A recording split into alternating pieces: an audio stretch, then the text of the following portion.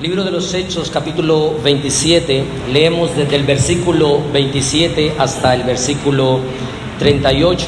Dice así la palabra del Señor. Venida la 14ª noche y siendo llevados a través del mar Adriático, a la medianoche los marineros sospecharon que estaban cerca de tierra, y echando la sonda hallaron 20 brazas, y pasando un poco más adelante, volviendo a echar la sonda, hallaron 15 brazas. Y temiendo dar en escollos, echaron cuatro anclas por la popa, y ansiaban que se hiciese de día.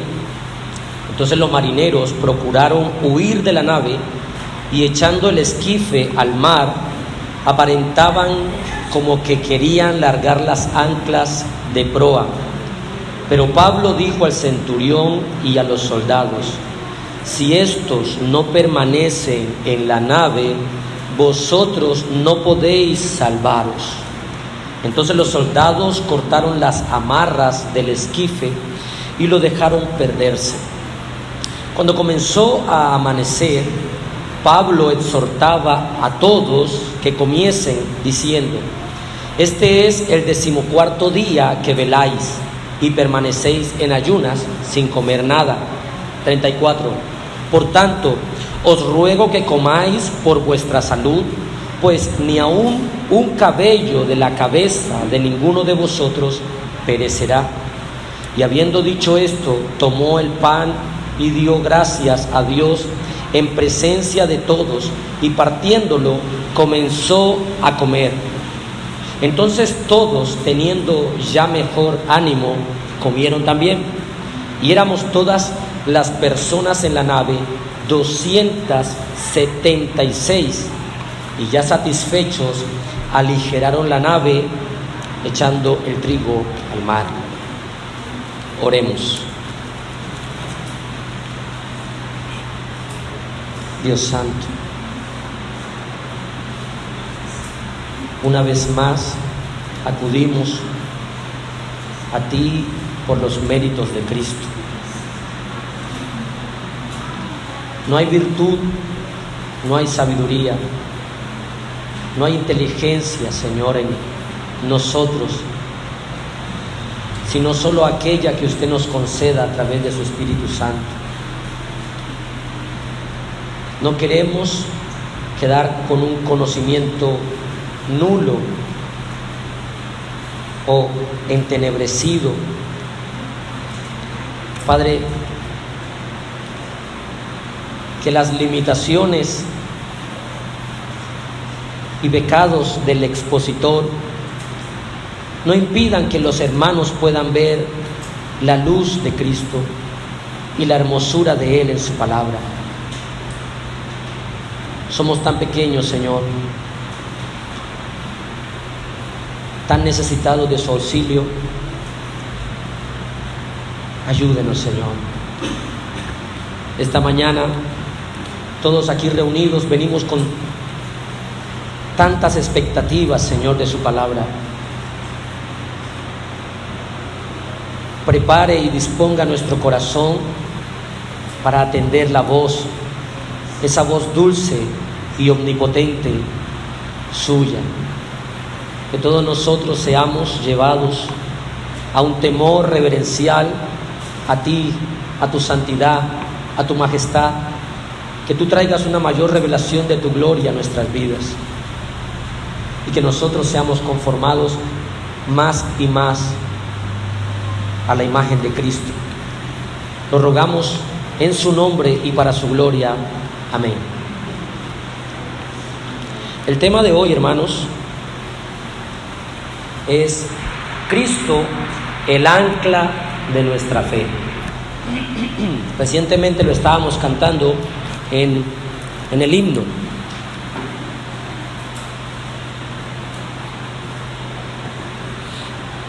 Cristo, el ancla de nuestra fe.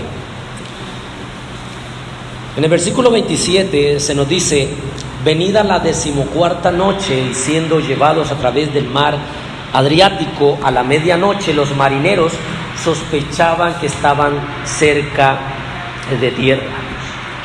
Ya llevaban 14 días, escuche, y 14 noches en el mar. No sé si se le ha dado la oportunidad a usted de viajar en un barco, pero usted debe imaginarse la dificultad del trayecto, porque ellos no estaban, como decimos nosotros popularmente, de turistas, ¿no? No eran simplemente unas personas que iban en un crucero disfrutando del amor, no. Ellos estaban atravesando una tormenta, una tempestad a tal grado que ellos ya habían perdido toda esperanza de vida. Ellos pensaban que no iban a sobrevivir. Llevaban 14 noches juntamente con sus días sin comer nada. Cualquiera de nosotros, de una manera quizá osada diría, pero que coman, pero ¿hay tiempo para preparar comida cuando las vidas están en riesgo? Todos los enseres se caen, las ollas se caen, todo por el suelo, las camas volteadas, los equipajes, todo. Y usted viendo los mares y a los marineros asustados y la gente achicando y sacando el agua, no hay pensamiento de comer. Usted sabe muy bien que a veces creemos ser más sabios que otras personas. Y Pablo, sabiendo esta realidad, les va a hacer una invitación a que ellos después coman. Sin embargo, el texto en el versículo 27 dice: los marineros sospecharon que estaban cerca de tierra. De alguna manera, porque recuerde que aparte era nublado, no se podía ver nada, ellos podían escuchar el mar, porque no es lo mismo estar mar adentro que estar acercándose a las orillas. El mar se comporta de manera diferente, aunque es el mismo mar, pero no es lo mismo, porque también hay zonas pedregosas, rocas allí, y el sonido de cómo golpean quizá las olas sobre las rocas les da un indicio de, estamos acercándonos a la orilla de no sé dónde, pero nos estamos acercando a tierra. ¿Qué dice el versículo 28? Y echando la sonda, hallaron 20 brazas. La sonda, presta atención, era como una especie de soga o cuerda con una pesa muy grande atada, y soltaban esta soga, este cordel, para poder medir la profundidad que estaban del mar. Y dice que cuando echaron esta sonda, en el versículo 28, hallaron 20 brazas, y pasando un poco más adelante, volviendo a echar la sonda, hallaron 15 brazas.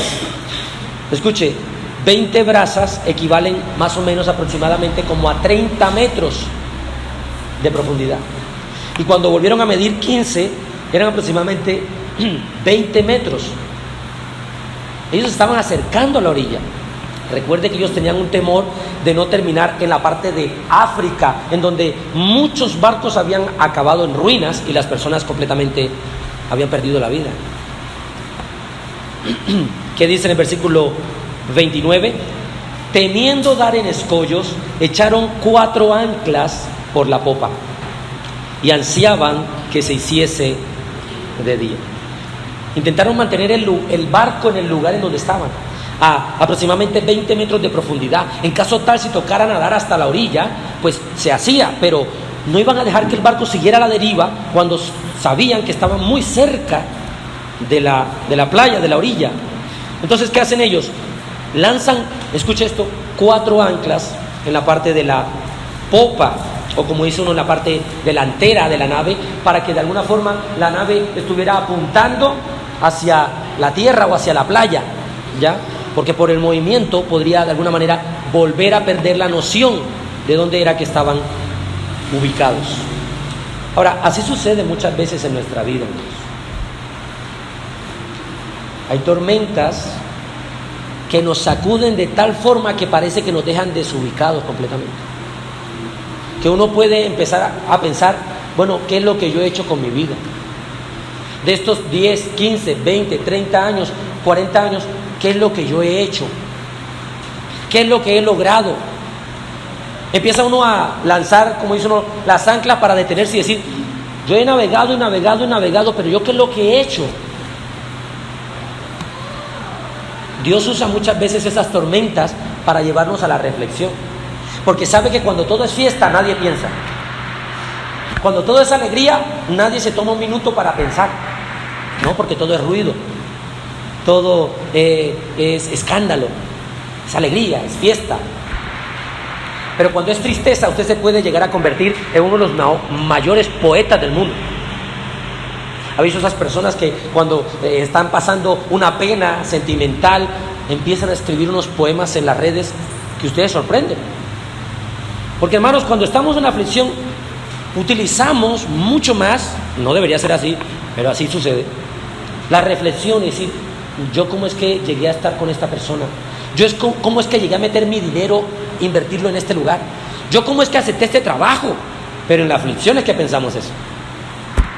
En la alegría no, todo es fiesta. ¿Y qué hace el Señor? Para aterrizarnos, nos pasa por estas aflicciones, para que reflexionemos. ¿Qué leíamos en la lectura en esta mañana? Estad quietos.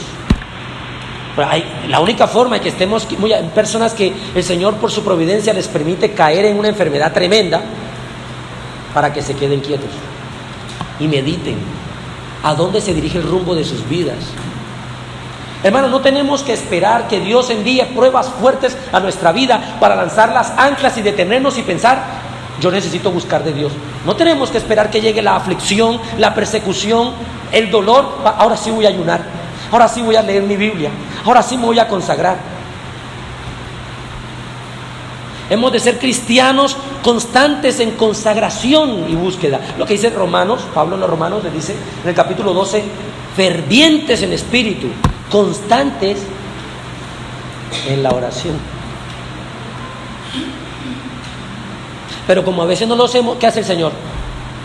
Nos envía vientos contrarios, euroclidones, cataclismas, tormentas. ¿Y ahí qué hacemos? Señor, ayúdame. ¿Qué más podemos extraer de aquí? Miren lo que dice el Salmo, capítulo 130, versículo 6. Salmo, en el capítulo 130, versículo 6, el salmista dice, mi alma espera a Jehová, más que los centinelas a la mañana, más que los vigilantes a la mañana. Espera Israel a Jehová, porque en Jehová hay misericordia y abundante redención con él. Él redimirá a Israel de todos sus pecados. Salmo 130, desde el 6 hasta el 8.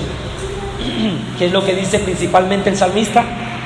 Yo espero en el Señor, mi alma espera en Dios. Y él apunta a una gran verdad, más que los centinelas y los vigilantes a la mañana. ¿Y qué es lo que estábamos leyendo recientemente con respecto a los marineros y a todos? Escuche esto, en el versículo 29, cuando colocaron lanzaron las anclas apuntando hacia la tierra por la popa, dice que ansiaban que se hiciese de día.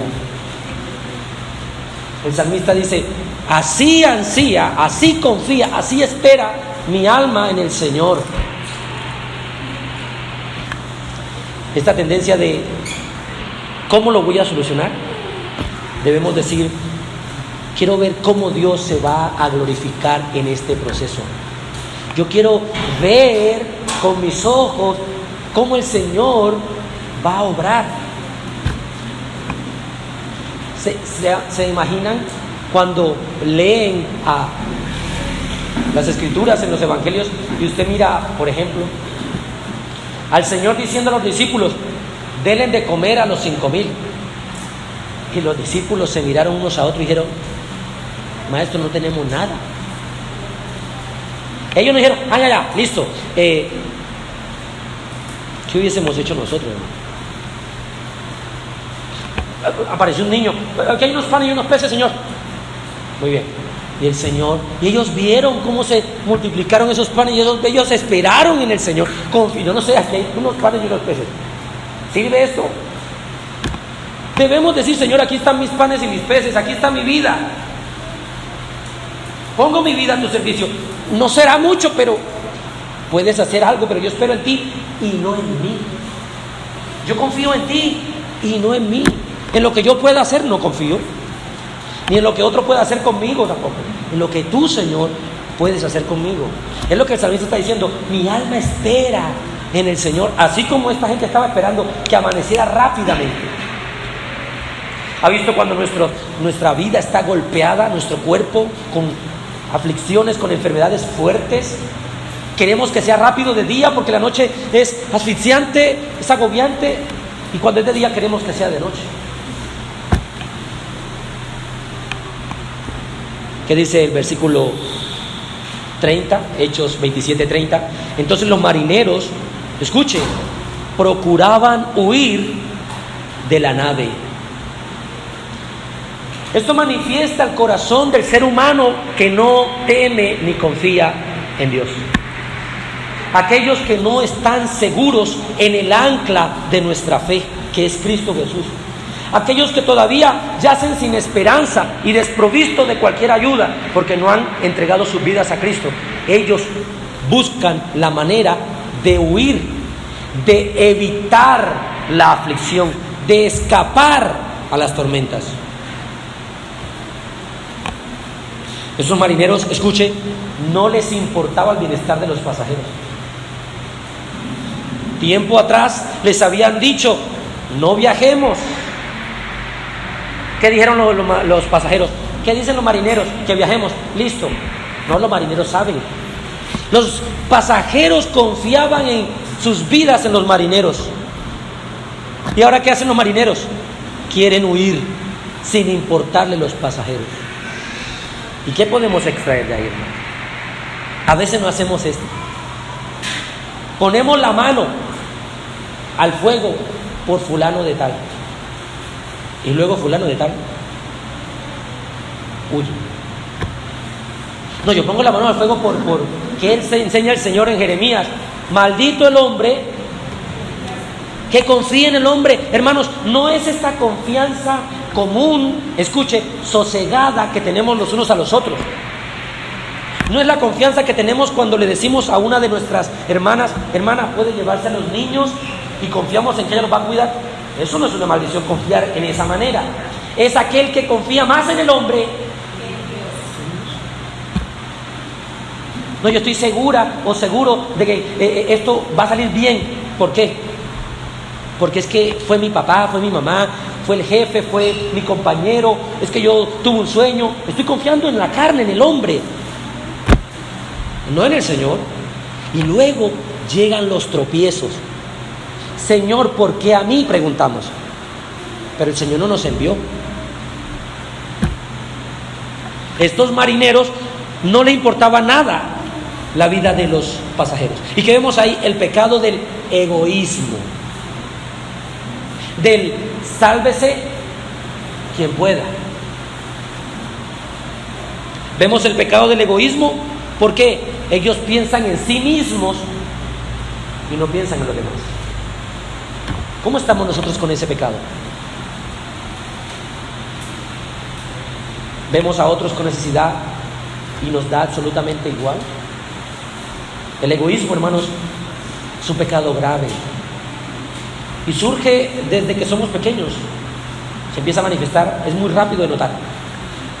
Cuando usted le da un helado a su niño y el otro le pide, automáticamente le evidencia el pecado que tiene en su corazón. No quiere compartir. Ese es su helado, ese es su pelota, ese es su juguete. Sucede muchas veces así con nosotros, y por eso hay las guerras, y por eso hay los problemas, hay violencia, hay heridas, porque pienso en mí, en lo que me beneficia a mí.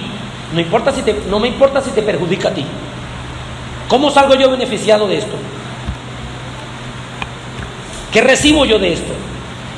Entonces prefiero huir a quedarme a morir con ellos, aunque ya un hombre de Dios les había dicho que el Señor le había dado un mensaje diciendo que no iban a morir. No importa.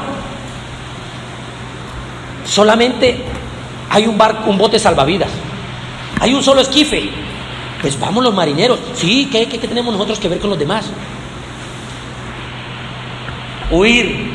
Oh, hermanos, huir de la nave es algo fácil. Qué fácil es renunciar. Y esto se ha vuelto, escuchen, algo que es del mundo, se ha vuelto una cotidianidad en el cristiano. Es fácil abandonar la nave al primer conflicto. Muchos hoy son semejantes a estos marineros en que al primer conflicto, al primer roce, dejemos hasta aquí. No, pastor, el jefe no me puede tratar mal ni decirme, levantarme un poco el tono porque se acabó, renuncio. Hermano, y si soportas un poco más, no, a la primera que me voy. Bueno, 2 meses después, ¿cómo vamos, hermano? Sin trabajo, pastor, orando para que el Señor me dé un trabajo, porque la verdad necesito, porque no tengo para... Huir es fácil, pero eso es del mundo, hermanos. El Señor nos enseña de que una vez que ponemos la mano en el arado, ya no podemos volver atrás, no podemos retroceder. ¿Ha visto estas situaciones en el matrimonio? Una pequeña ofensa, ya se acabó, no, vamos a separar, hasta aquí fue. No, pero no, pero podrías, pero no. Huir es fácil, hermanos, pero es una costumbre del mundo. Podemos renunciar a la primera. ¿Y qué podemos decir en la universidad? Estamos estudiando una carrera y al primer dificultad, no, eso no es lo mío, va a cambiar de carrera. Bueno, otra carrera. 12 meses, no, eso tampoco es lo mío. ¿Cuál es el problema? El problema no es que son las carreras, es que tú te hundes fácilmente, huyes. Y nos hemos vuelto una generación demasiado sensible a la fricción. Hermanos, hipersensibles a la crítica. Un hermano se acerca o una hermana le dice a la jovencita: hermana, sería bueno que cuando vengas a la iglesia te vistas un poco más así y no tan así. La joven no vuelve más. El pastor se quedó saludando a 3, 4 hermanos con alguna necesidad y dificultad. Otro hermano por allá o hermana vio que el pastor no la saludó. No me gusta porque el pastor no me saluda. ¿Se imaginan a nuestro Señor Jesucristo saludando uno por uno a esos 5,000 hermanos? Y queremos huir. Me retiro de la iglesia, me retiro de la casa, me retiro del trabajo, me retiro de la familia. Se acabó.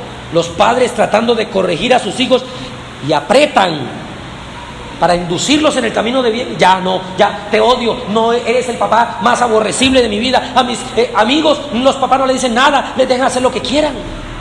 Y tú no me dejas hacer lo que quiero. Y se van de la casa muchos jóvenes. ¿Y qué les pasa después? Claro, como somos tan sabios, tenemos una inteligencia súper infinita. Miren lo que dice en Hebreos, capítulo 10.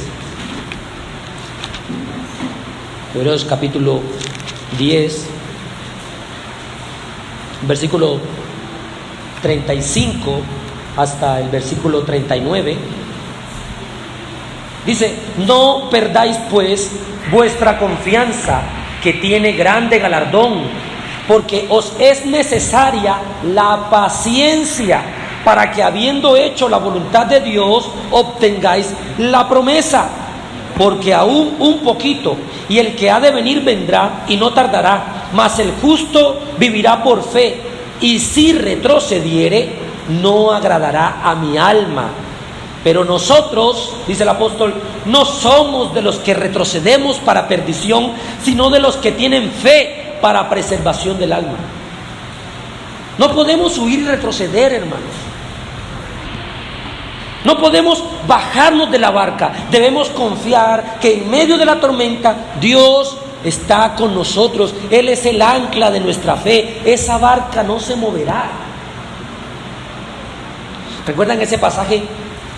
Mateo capítulo 7, cuando el Señor está concluyendo las aplicaciones finales del sermón del monte, Él dice, el que oye estas palabras y las hace, lo compararé a un hombre que prudente, que edificó su casa sobre ¿qué? Sobre la roca. Y cuando vinieron ¿qué? Las tormentas, los vientos torrenciales, los ríos, y dieron con ímpetu, no pasó nada. ¿Por qué? Porque esa casa estaba edificada sobre la roca. Pero el que no puso esa palabra por obra, dice el texto, es un hombre insensato. Y cuando vengan los ríos, y cuando vengan las tormentas, las tempestades, dice, es grande su ruina, porque su casa fue edificada ¿sobre qué? Sobre la arena. ¿Dónde está nuestra fe, hermanos? En el ancla que es Cristo, en la roca, la piedra angular que es Cristo. ¿Dónde está nuestra confianza? ¿O está en que de alguna forma yo voy a salir de esta? Ese positivismo humanista que hay. No.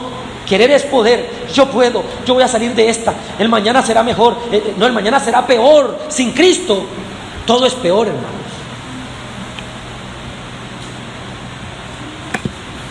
Volvamos a nuestro texto para ir apuntando a la conclusión.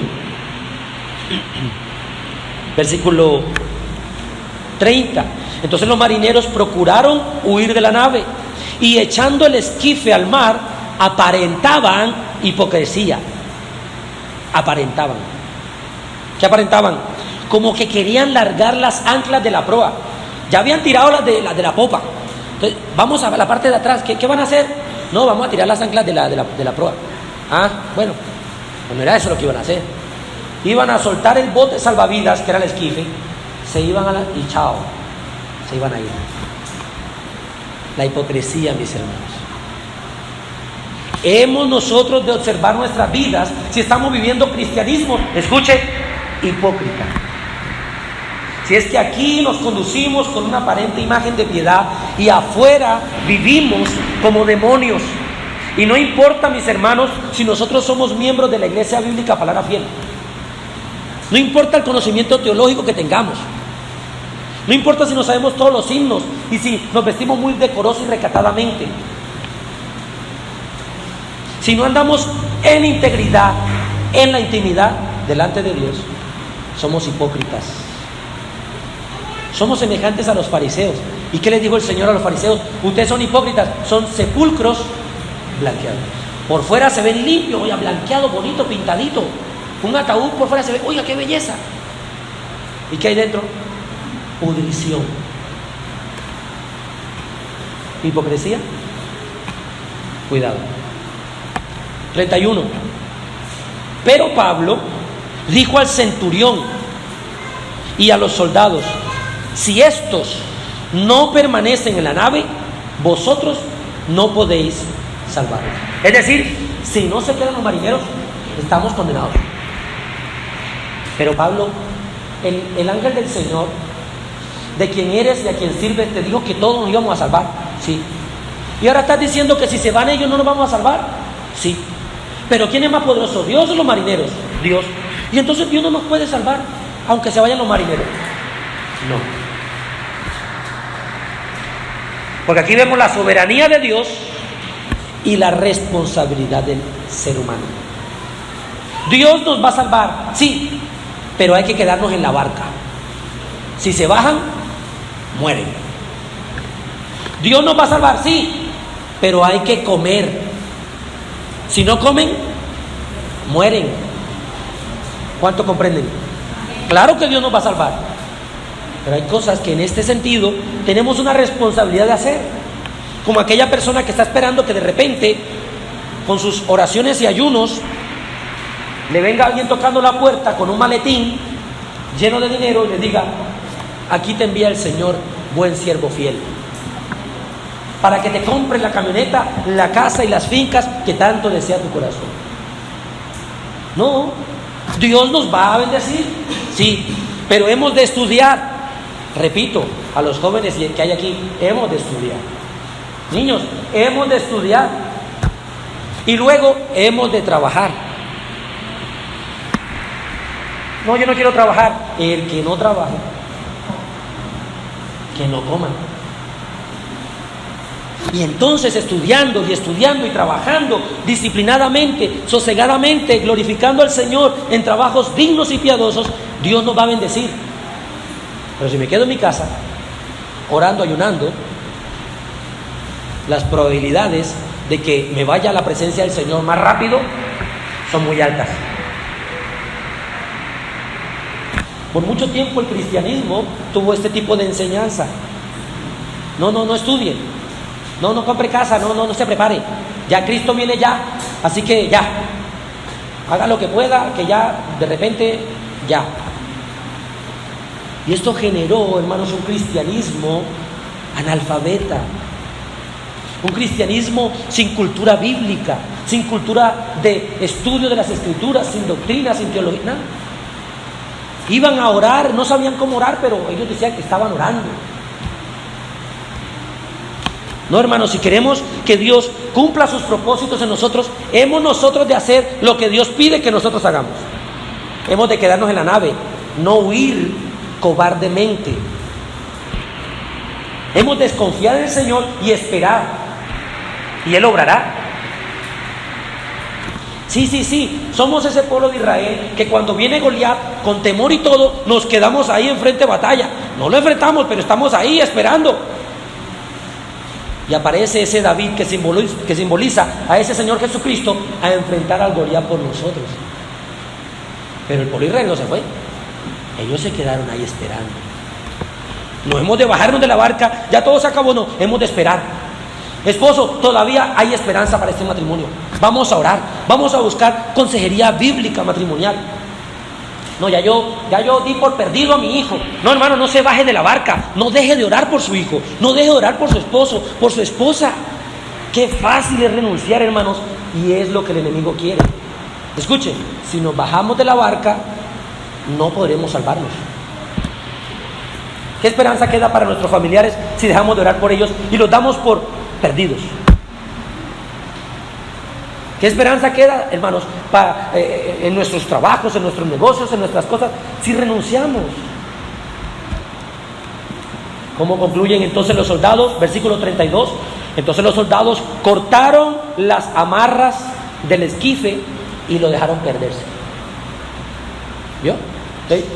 Mientras ellos fueron para allá, para la proa, los soldados se fueron atrás. Ellos ahí disimuladamente, ¿no? Usted puede imaginar la escena. Ajá, ¿y qué? No, estamos bajando aquí las anclas. Ah, ya. ¿Qué van a hacer ustedes? Ah, no, venimos a cortar aquí. ¿Qué van a hacer? Venimos a cortarles esto.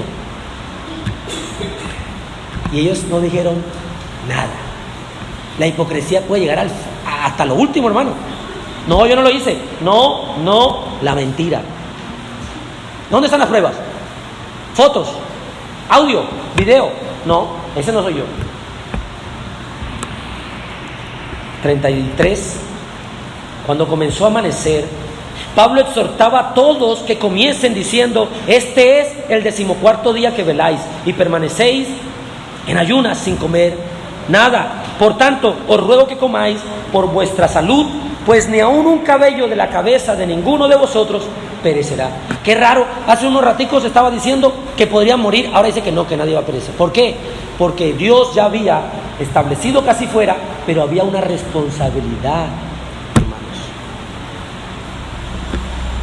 Esas personas no estaban ayunando voluntariamente, era una abstención de alimentos, estar en ayunas por el temor y la dificultad. ¿Acaso no sucede así? Cuando entramos en golpes sentimentales fuertes en nuestra vida, se quita el apetito, se pierde el sueño, la concentración o atención.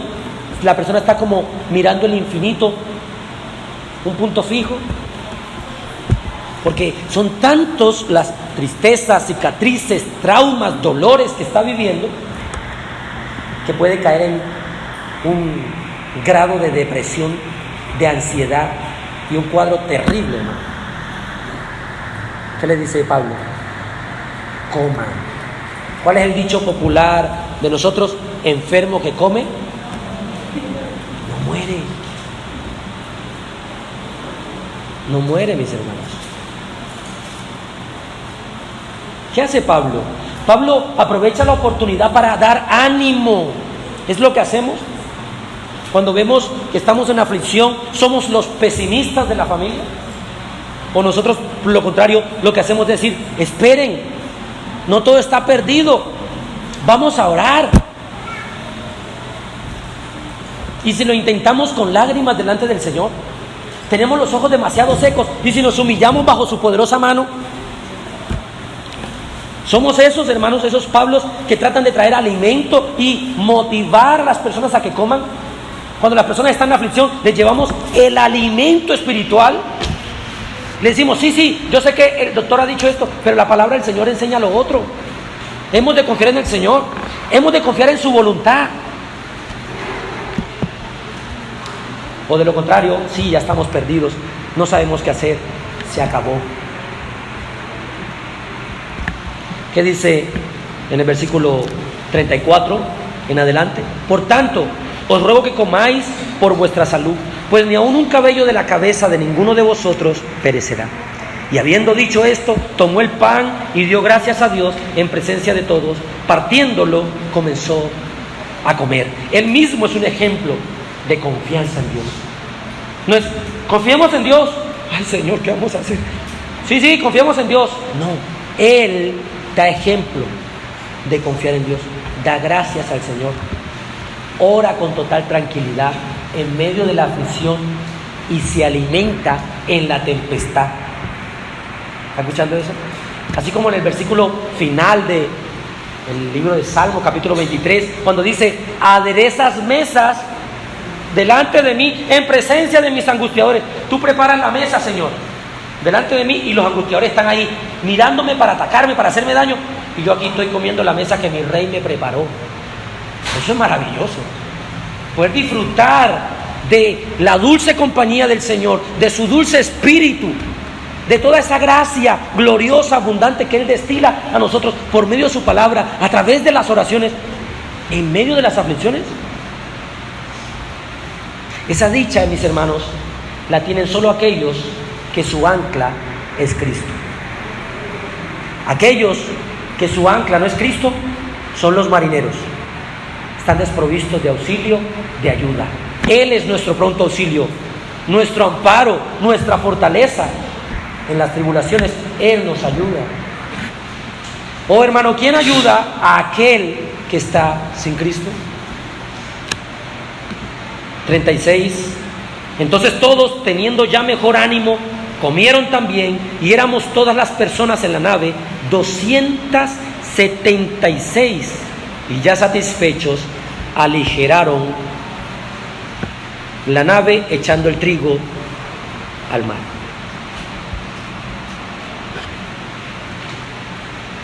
Conclusiones. Filipenses capítulo 4, versículo 11 al versículo 13. Nos gusta mucho el 13. Todo lo puede en Cristo que nos fortalece, pero empecemos desde el 11 para que usted entienda. Filipenses 4:11. No lo digo porque tenga escasez, dice Pablo. Él está hablando acerca del gozo. Pues he aprendido ¿a qué? A contentarme cualquiera que sea mi situación. ¿Usted está escuchando lo que Pablo está diciendo? Pablo dice: yo he aprendido a contentarme cualquiera que sea mi situación. Si estoy en alta mar, perdido, sin esperanza, mi esperanza está en el Señor, estoy tranquilo. Si tengo abundancia, no hay problema. Versículo 12. Sé vivir humildemente y sé tener abundancia.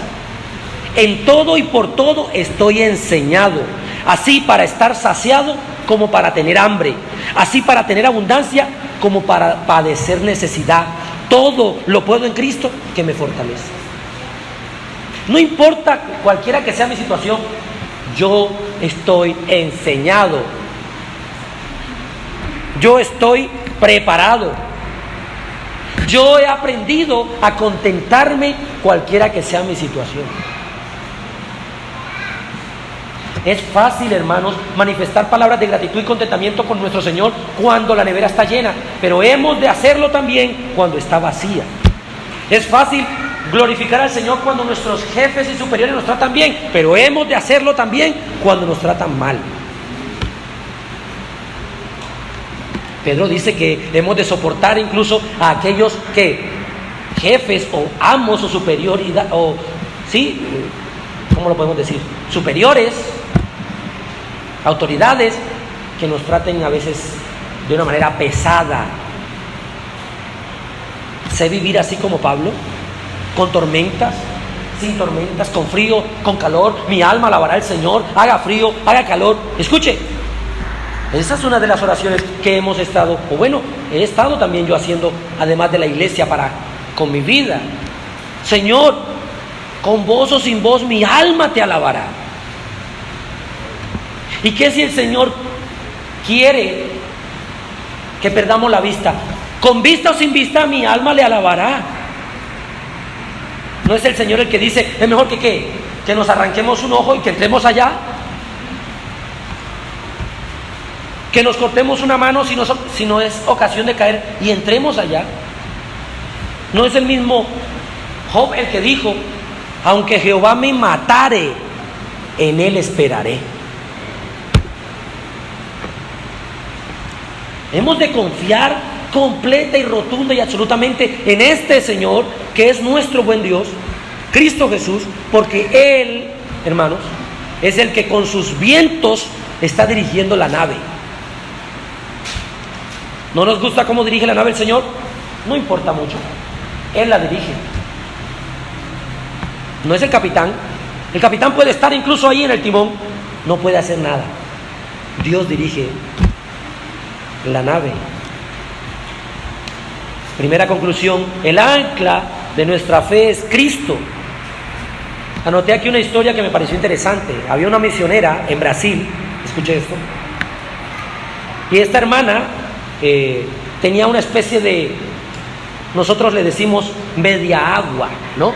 Como una especie de construcción con guaduas, con palos, con madera, con ramitas.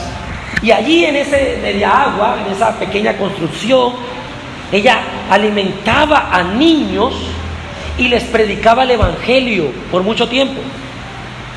Mucha gente la criticaba.